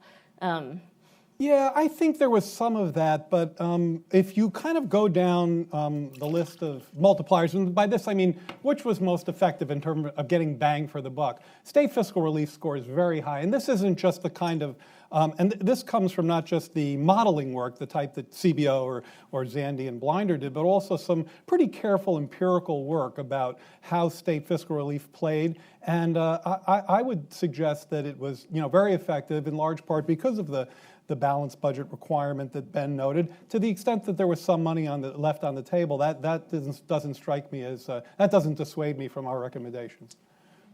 I mean, there's some argument that states use the money to boost their rainy day funds, but the hard thing to know is what the counterfactual is. Like, money's fungible. So if states were actually looking to boost their rainy day funds because they were very worried about their fiscal outlook, it's quite possible they would have done that anyway. Mm-hmm. So there's some people who argue that since we're worried about the next recession, we don't have fiscal space, we don't have monetary space, that we should take the opportunity now to create some by being more aggressive on lowering the debt, and maybe even by raising interest rates a bit faster than we otherwise might, so that we'd have space of something, something. I'll take the monetaries. I never understood that argument. I never understood the argument that in order to give myself more room to cut, I want to increase the odds of the next recession. But in fairness to those who are making that case, if you are in a world where you think you want to end up at 4 or 5% on the funds rate, then why not get there? But I think the important point that the Yellen Fed has conveyed through recent communication is they're rationalizing their gradual liftoff not by saying we want to be behind the curve for the next 3 years. They're actually saying that's what the economy can take. So I think that reinforces the view that raising rates rapidly to a high level so you can cut them is not a winning proposition. I couldn't agree more. If I can make a quick comment on fiscal space, I think there are 3 opinions about fiscal space. The first one says debt to GDP is just too high, we shouldn't do anything. Those folks, I think, are very out of tune with the kinds of evidence that we've talked today. And I think there's a lot of bipartisan sentiment that you heard today to no small extent that fits in the other 2 camps. The next camp says we don't, yes, 75% of GDP is a high debt to GDP ratio, but it shouldn't stop us from what we need to do. We should just have a plan to bring down that debt to GDP ratio. So as we do stimulus, we have, so that's the second. And then the third is more like, we're not going to get that plan, given today's politics, so we should really just do it and not worry so much about fiscal space. But I think most politicians who are not sort of a Tea Party variety probably fit into the second bin. Yeah, go ahead. I'm sorry. I just had one more thought on the interest rate part, and I just thinking of what the argument that someone would make on the raise rates faster would be. And actually, I'm hoping Mike Prell maybe during the Q&A we'll speak on this also from the audience. I can imagine someone saying, well, look, the economy is just not very interest elastic, right? And sort of we've pushed forward all the activity, and so if we raise rates, Fed funds rate at 1% is not, it's not like there's all these projects that are not going to be done. And if your argument there is it's the wealth effect, right? The market's going to get clobbered. Is that really the kind of growth that we want to rely on, right? We want to basically rely on rich people having assets. And anyway, I think that's the argument. I'm not sure it's a powerful one, but it seems like maybe Rich and John, I don't know if that, am I mischaracterizing what someone might say in opposition? Yeah, that's exactly what Mike would say. No, I'm just kidding. That argument is made. It's still not clear under that argument that there's some future stabilization benefit out of being at 1 so that you can go. I'd like to be at 1 so that I can go back to 0. It's hard to make that work. Another point, and I had a slide on this, but I think it's important to make the point. We, at least folks of my generation, we came up at a time when we talked about the Fed as setting the interest rate and the entire yield curve of interest rates, and those days are long gone. And I had a slide that said that what happens in Beijing and Riyadh is important for 10-year treasuries as what happens in Washington. And I really believe that. There was a time when I would have argued, well, the front end of the yield curve is, the Fed's got that under control. And increasingly now with negative rates in Europe, even that is very much in place. So I think even though the Fed is the most important central bank in the world, it does not set the entire path of interest rates.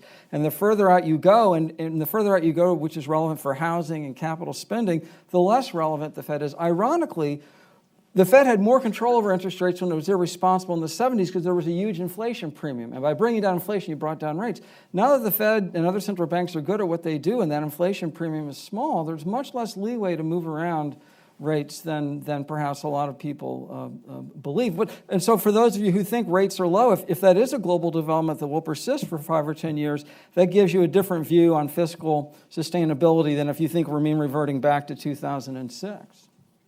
Let me actually ask a little bit more on the fiscal space question. So I think, you've made your point, it's clear. We don't think there's a trigger. We know that higher is less fiscal space than lower. Have we learned anything, though, during the recession about the relationship between interest rates and debt, about how much fiscal space there might be? Have we changed our mind about how, what those parameters are? I think we have to have learned that there's more fiscal space than we thought. Yeah. That markets are less worried about not just the high level of debt, but also, what the trajectory of debt is under current law. Of course, it's impossible to know what markets expect themselves, but it's hard to think of plausible scenarios that markets have in mind that lead to declining debt to GDP over the next 10 years, the next 25 years. So I think we've learned that markets are a little less sensitive than we would have thought. But we still think that those relationships are going to normalize over the next 5-10 years. So which is to say that we think that as aggregate demand continues to improve over the next several years, we will see increases in interest rates that are consistent with the levels of deficits and debt that we project. So I don't think the relationship's broken. Uh-huh. So I'd like to just inject a note of how much uncertainty I think there is in this relationship. I completely agree with everything that's been said. But over the period since 1990, Japan's debt to GDP ratio has monotonically risen and is now at 3 times the level of ours. And at the same time, their borrowing costs have monotonically fallen, and they're now borrowing not at 150 basis points, but at 10 basis points or minus 10 basis points. So the thought that I agree, we don't know where the trigger is, but sometimes when you say that, you might be leaving the implication, but surely we're in the neighborhood. Yeah. We're not even sure we're in the neighborhood. And just to clarify, I'm not even sure that we know there's a trigger. Or a neighborhood. Which comes back to the point that I think it's not just important, I've said this before, but it's not just important to think about the level of debt to GDP, it's to think about what the trajectory is. And so if investors credibly thought that debt to GDP was going to rise off into infinity over some finite time period, then all bets are off. So clearly what investors and people who are lending to the federal government, clearly their expectations for what's happening to debt to GDP over some long period of time have to matter really importantly. They think we're going to adjust. They don't know how. But in some sense, every time someone says we're not going to cut this tax, we're not going to raise spending, or we're not going to cut spending, we're not going to raise taxes, that should make investors a little bit more nervous. That's right. So before I turn to the audience, I just want to ask a couple questions on automatic stabilizers. So one question is, and this is sort of related to the automatic stabilizers, which is, have we also learned from the recession that they may have much deeper, longer-lasting impacts than we thought? And then I wanted to ask about your work-sharing idea, and how do those sort of relate to each other? How important could that be as a response? Well, I think I can't speak so much that, we've learned that automatic stabilizers have made some kind of a long-term difference, with the following very significant exception. There's been a growing and really, I think, rich and important literature on the benefits of the safety net to long-term outcomes in the lives of kids and their families. So if you look at the family, go back to the beginning of food stamps where it was kind of unfolding throughout the country seriatim, and you looked at families, kids of families that got it and kids of families that didn't, you track them over their lifetime. You do the same thing for Medicaid, EITC, even some quality Head Start programs. You can find really long-term differences in positive outcomes earnings, healthcare, employment, that suggest that these programs are much more than just consumption. They're a form of investment. You then couple that with some of the work I associated with the economist Till Van Wachter, but others, showing the damage of particularly long-term unemployment, and you get a feel for how important the kinds of UI interventions that Ben was talking about are. Third, and this one is huge in my view, and I think I'd be interested in Wendy's view on this.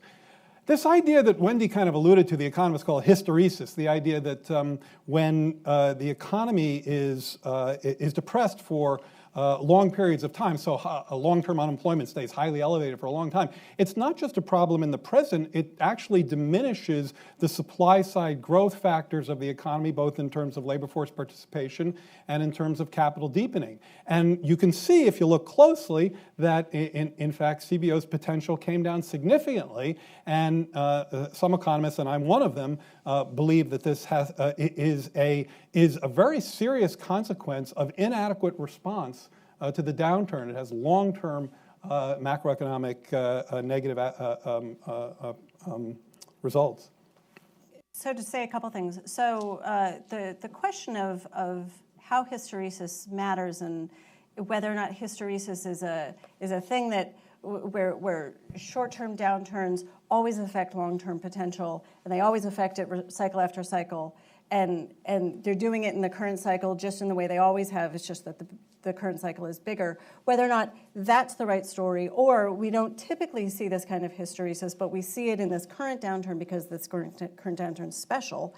Or then the third possibility is that there really isn't hysteresis, and I think typical macroeconomics would have normally put hysteresis aside, and we would have said, in fact, the whole point that we're cyclically adjusting things like GDP is we're trying to take out the cycle, which is to say that we're actually trying to look at these structural factors that are driving the economy because we don't think that the cycle is affecting the structural factors. So it's really complicated to tease all of those things apart. What we've certainly seen in the last cycle is that capital was hit, that investment was hit hard enough that there are long-lived effects of the capital deepening, as Jared mentioned. There are long-lived effects of the declines in investment that we saw right after the recession. On other fronts, I think CBO has actually been surprised recently that hysteresis has been, that types of hysteresis have actually been less of a factor than we would have expected. And one place to look is the unemployment rate. So we had previously estimated that what was happening in the labor market and with long-term employment and other factors would have longer-term scarring effects on the unemployment rate. And we've since revised that away, given what we've seen with the unemployment rate and with long-term unemployment coming down. So hysteresis is complicated.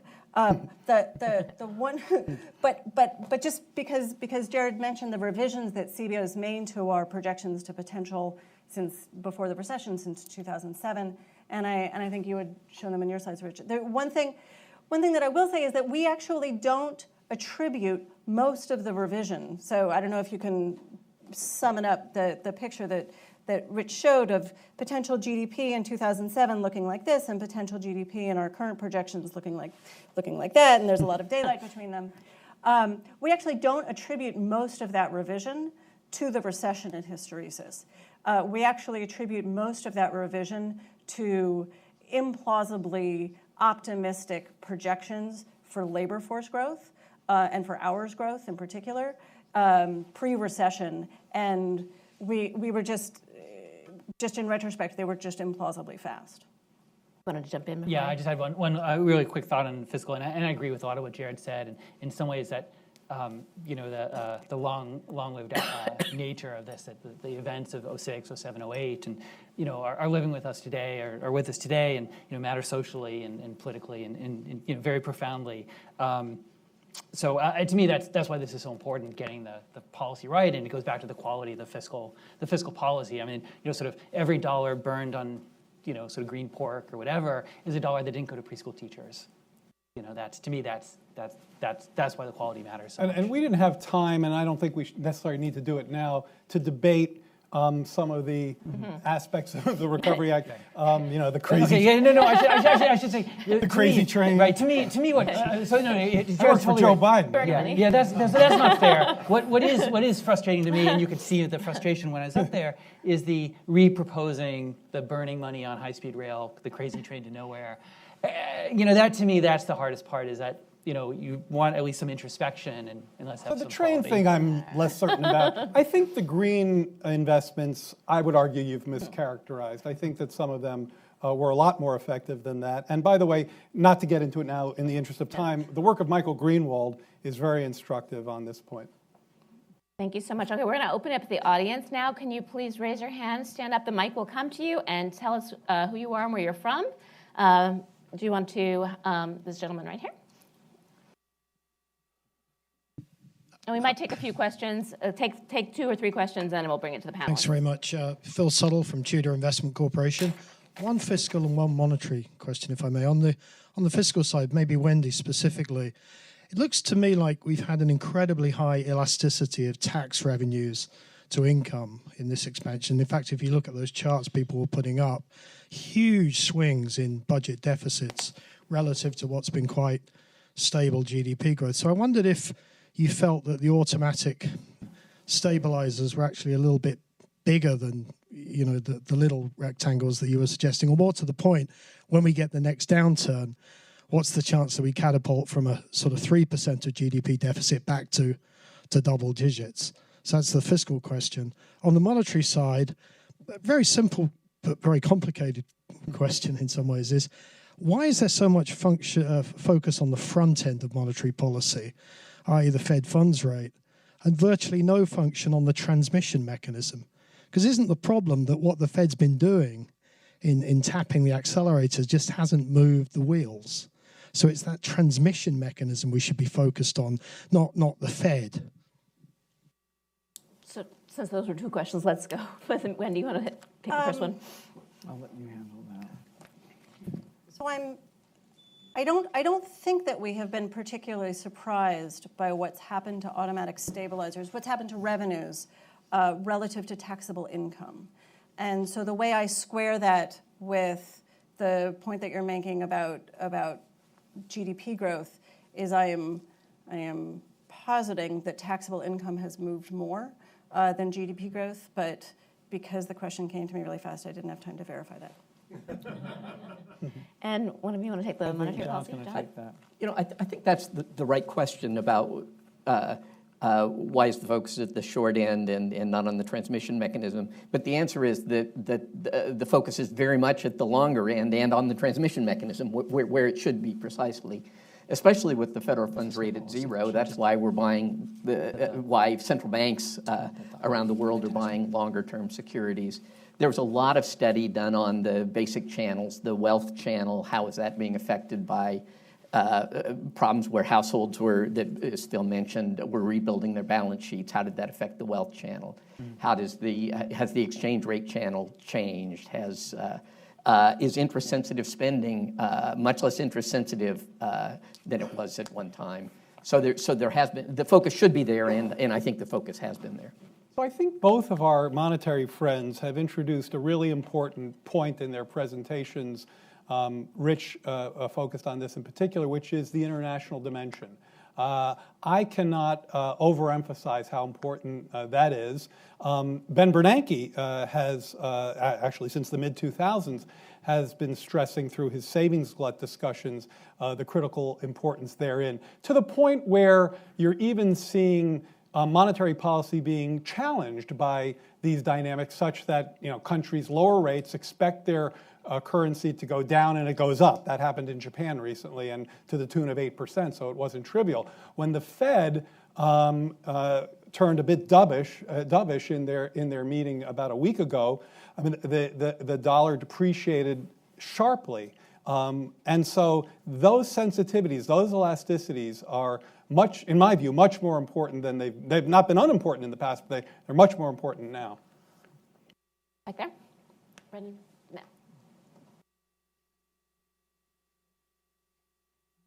I'm going to call him Mike next, yeah. Lloyd Etheridge with the Policy Science Center. I wanted to ask an early warning prevention and big data question. CBO has been saying for years, decades, that models are not good at turning points. So we are 3/4 into a recession and before things happen. But couldn't you today think more optimistically with big data about early warning systems that detect a downward cascade that could start in any of several places and then move much faster with a new repertoire of policy tools? Take another question before we answer. I'll get to Mike after. Go ahead, back there.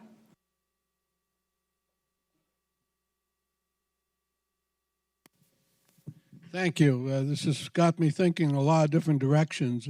Some of the papers I've read imply that there's a lot more than just negative interest rates. And the interest rate is not just a number, it's a correlation. And if you insert money or change a policy, that can give the equivalent of a negative interest rate already.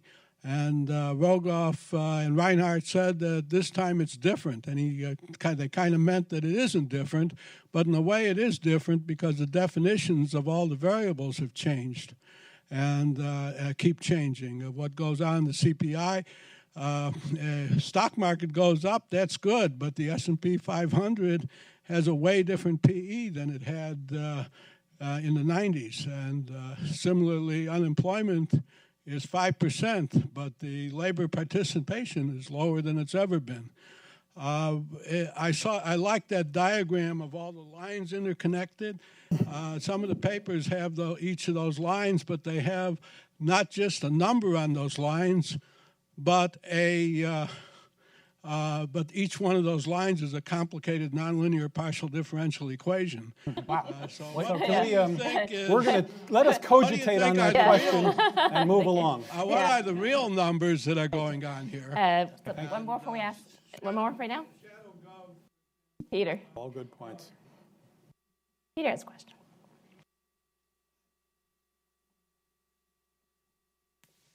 This one's for Dr. Clarida. Greg Ip had an article today in the Wall Street Journal, and you were quoted. Yeah. And about, so it seems that there's a sort of a little bit maybe of a disagreement between you and Dr. Faust, where, and it might not be actually, but you seem to think that helicopter money will happen in the thing you said in the next 5 to 10 years, Yeah. and I want to know more. Well, certainly the U.S. would not be at the top or even in the middle, probably close to the bottom of my list. But there are 182 countries in the world, and given the level of specificity of my answer, I am confident. And I will say for my own blog or piece going into details. But as I said in the article, there are different flavors of helicopter money, and I think more likely is what I called in the quote in Greg's piece, disguised helicopter money. The Milton Friedman case is you announce on January 3rd that the government's going to issue a huge amount of debt and it's going to place it privately with the central bank, which will extinguish it, and essentially you promise never to raise taxes, and then the issue is how much inflation do you get. We may not see that, but we may see a close cousin of that, which is essentially you run the big fiscal program, you say you're doing QE, and then after 3 years you say, you know what? We just read John Cochran's article. We really should have a big balance sheet. So basically, we're never going to solve this debt. We're going to roll it over forever. So I don't think that's implausible at all. But I don't think that's the U.S. story. So let me be clear. Jared, on the big data question, I actually had this idea too, not on necessarily big data in terms of calling turning points, but for automatic stabilizers to have triggers, are there some triggers that will be faster and earlier than sort of maybe the unemployment rate, or is that something that we could think I thought about? it was a really interesting question, yeah. and I must say, and I won't waste your time by trying to answer your good questions. I just don't know enough about it, but I do think that there is probably some there. I know Hal Varian, for example, talks about these ideas using all the input that Google gets. The one constraint that Ben and I had, and we got a lot of input for our trigger discussion, and everybody said it has to be something simple that Congress can sort of understand and deal with, and that kind of leaves you with what the BLS is going to generate, not with big data. Yeah. Mike, do you actually want to take on the question of raising interest rates preemptively, or? Yeah. Go ahead. I think the conventional wisdom is pretty strong on this one. Unlike some other types of conventional wisdom, I'm not going to question it. If I might, just a couple of quick observations about what we've been talking about. And I guess I'm impressed by my profound ignorance, which is even greater than I thought before we went through this financial crisis. But one thing that wasn't mentioned, and I suspect is not a practical issue in terms of thinking about what we might do if there's another recession. So we've embarked in varying ways in different countries on macroprudential regulation, and I don't see that there's a great enthusiasm for thinking about that as a counter-cyclical tool as opposed to something that just creates an ongoing greater resiliency. But one could envision, in some countries at least, and maybe more difficult in the US where we don't have a lot of different tools, but doing something on that front. But going back to this question of interest rates and what we might do, the Fed itself has already shown a concern about the possible effects of persistently low interest rates. So that sort of raises a question about whether they would want to quickly move to still lower interest rates. And the questions of creating financial asset bubbles or other types of bubbles, real malinvestment, to use a term you don't hear from the Fed very much, and I don't think they're very concerned about it, but in some circles, it's, especially Republican circles, it's a very big deal. The question of creating further problems in financial intermediation, that's certainly one of the concerns with negative interest rates that we've heard, but you might not even have to go to negative to be concerned about that. I might cite Wall Street Journal article today about the problems of insurance companies with long-term care insurance and raising premiums there. And that's almost a variation on another question of how do consumers respond to lower interest rates. One could envision that there are some consumers who are not so impressed by how it's cheaper to borrow and they could go out and buy another car, but how their retirement savings are being affected and feeling a need, a sort of target saving approach here, so that you might not get the consumption response you're expecting. There's also the, well, I guess that sort of covers the main ones you hear, but there are a lot of arguments you hear for why it would not be a good thing to go to lower interest rates. Go ahead, back there. Thank you. Alex Frank from Johns Hopkins SICE. Quick question both on the fiscal and the monetary side and the impact of regulatory policy in terms of our preparedness. It was briefly mentioned by Professor Wagle here, but I'm kind of curious to hear a little bit more in depth from both the monetary side of the House in terms of the Fed's ability and capacity to deal with things with the impact that we've seen from the regulatory policy on the fluidity of the market. I'll make a quick fiscal comment, just riffing off of Phil. I thought Phil made a good point about some of the large changes in healthcare policy and financial regulations that collided with a recovery that was still finding its legs. And the only thing I would say is that the political timetable doesn't necessarily track with the cyclical one the way you'd always like it to. But we thought we had to, and I was with the administration, the Obama administration, we thought we had an opening to do an historical healthcare reform, and I think we did it, and I think ultimately that will be history will show that that was a very positive policy change. Anything more? No. Questions? Woman here, and then why don't you take these two, and then we'll answer them. I was going to say, while you're doing that, yeah. I just think also the regulatory issue is on growth, right? It seems like right, I called it a regulatory surge, and that had to have some effect on growth, right? It's, I don't know if it's 10 basis points or 100 or 150 basis points, but it's had some impact, and it'd be useful, I think, to do better cost-benefit analysis, or even some cost-benefit analysis, and figure out how to undo the right or the wrong regulations in some sense. And I think on the monetary side or financial system side, it's pretty clear that the regulations have a certain burden. As far as what they've done for resilience, I think the key contribution to resilience has been that financial institutions now have a lot more capital. And that's not particularly all the complicated, the 800-page regulations and the like. I think unambiguously, well, we know they have a lot more capital, and that unambiguously makes the system more resilient. There's a point at which, requiring too high a level of capital is also a drag, but the system is much more resilient, and the thing you can point out is the capital. We'll spend a long time revising and sorting out the regulations which are beneficial, which need further revision. We have the last two questions here and there. I just wanted to get back to the fiscal space and creating an automatic. Isn't part of the argument for automatic stabilizers that you can build into their design that they turn off and maybe compensate?